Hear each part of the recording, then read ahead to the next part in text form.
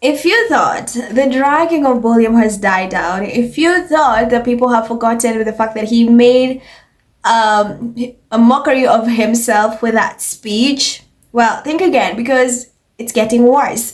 And the UK media is now jumping in on it after failed attempt to distract people, to cover for him. They cannot control the international masses. They can control the UK, but not outside UK. No, boo, you cannot. So on Jimmy News, these hosts have left viewers clapping, cheering, whatever, because of their take on William. And people are like, this is what the UK media should be doing. This is what journalists should be doing. Calling him out, making him be accountable. Anyway, have a look at this clip. Climate change conference, he should have swum back. You know what I mean? He should have ridden a donkey back, pedalled a unicycle back. It's ridiculous. He flies to Rio to lecture us about climate change. You know what I mean? Guy lives in a palace. It's like, you worry about climate change and carbon footprint so much, move into a one-bed flat and get solar panels. Yeah, live my lifestyle for a change. You know what I mean? It's ridiculous. That meeting in the climate change meeting could have been done over Zoom. Yeah. Instead, they're all flying on their private jets. It's ridiculous. But yeah, he should have been back here for this. This is much more important. Suzanne, what do you think? Yeah, I mean, I'm totally with Leo on the hypocrisy of these absolute...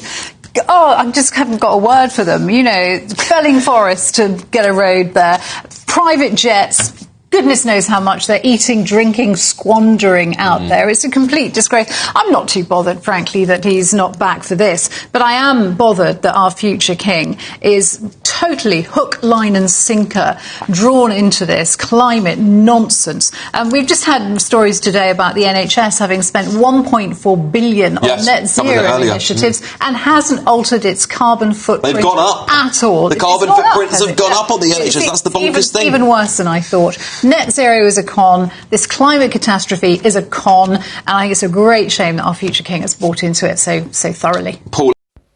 Now that's how you do it. Like, that's how you do it. Literally. And oh my god, we need to protect this too, because they're never ever going to be invited ever again to GB News.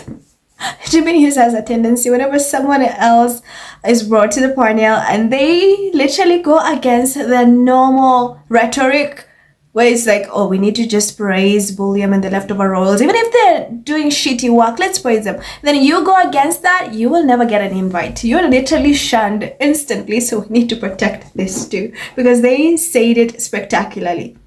Like, you live in a mansion and you're out here lecturing us about climate and everything and the environment. Another thing, a lot of people have said this, that they could have had this via Zoom. That's what's infuriating a lot of people. Like, why did you go there? And we know why. It's because William thought, if I bring in all these A-list celebrities and musicians and everything, you know, I'm gonna trend all over. I'm gonna be everywhere. They're gonna talk about me. But he did not see Harry coming. He did not see Charles knighting David coming. Mind you, that also upstaged him. And he's still throwing a tantrum that Harry upstaged him by going to Canada, that, you know, Harry's an attention seeker, that Charles did that. He's blaming everyone other than himself. No, William, you just made a hypocrisy out of yourself. And honestly, I love that he did that, because now the world got to see just how stupid and dumb he is. And honestly, he also has a new nickname. It's called Dimbill. Yeah, that's also making rounds. So this is not going to die down. So Leo Kars and Suzanne Evans really, you know, they ripped him apart. It's so true. And again, he made it worse by skipping Remembrance Day. That's just adding more fuel to the fire. Then again, the UK media will try to say, you know, he was jet lagged, he was tired, he's on his way. No, the Prime Minister was there. He also was in Brazil, so he made it there because it's an important day. And this is supposed to be the future king. He should be there, and he did not come. So I love how they're cheering him up. And this is what more of these journalists need to do. This is what more of these royal experts need to do. Call your leftover royals out. Call a spade a spade. It's not a big spoon. It's just a spade.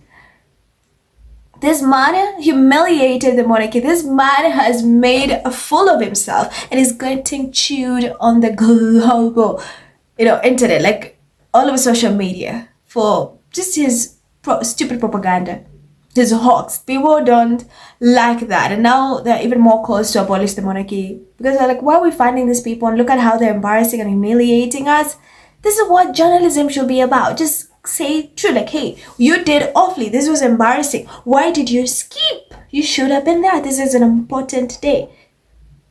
You could have come and then go rest after if you were really that jet lagged or God knows what you were doing. But again, we know he chickened out because he does not want any accountability. He doesn't want to get booed. And again, as always, they've decided to bring out the kids. Bring out George to fill in for him, to distract from the fact that he's just being chewed. He's just a pathetic human being.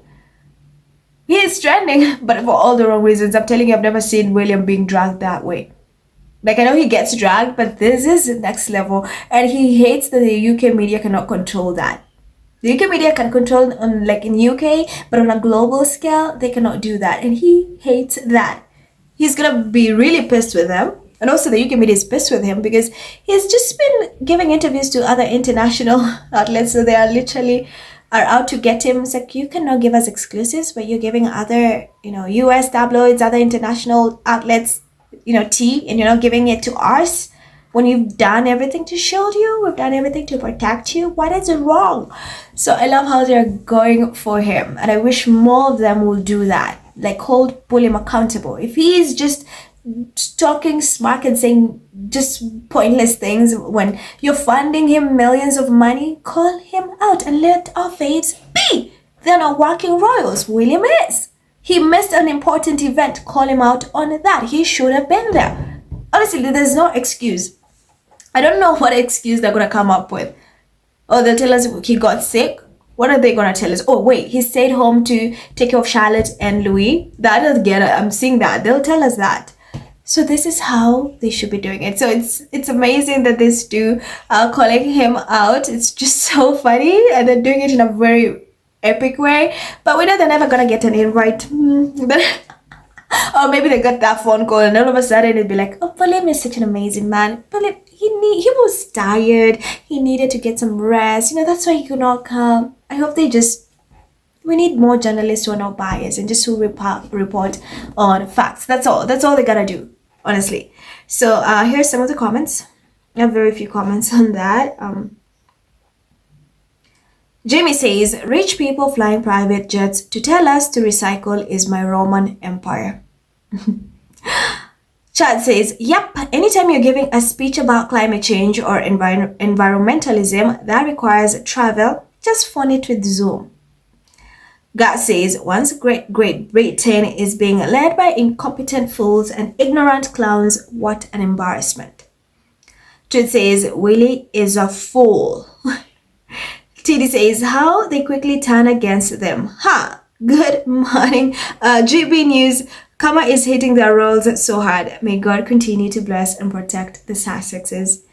Henry says, William and Kate have both started to experience the downside of happily joining a culture war because it benefited them back in 2017.